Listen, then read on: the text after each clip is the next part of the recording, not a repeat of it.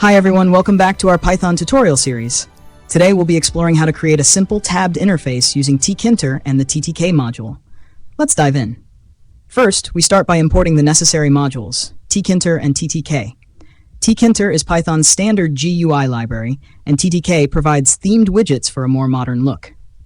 Next, we create the main application window using tk.Tk. We set its title to tabbed interface example and its size to 600 by 400 pixels. We then create a tk.Notebook widget. This widget acts as a container for our tabs.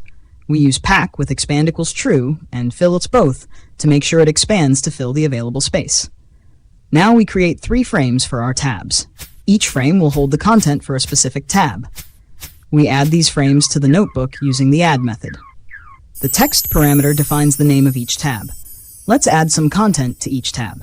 For simplicity, we're using ttk.label widgets to display text. Each label is packed with padding to make it look nice. When we run the application, we see a window with 3 tabs, each displaying different content. And that's it. We've created a simple tabbed interface using Tkinter and TTK.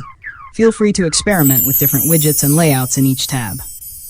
Thanks for watching. If you found this tutorial helpful, be sure to like, comment, and subscribe for more Python and Tkinter content.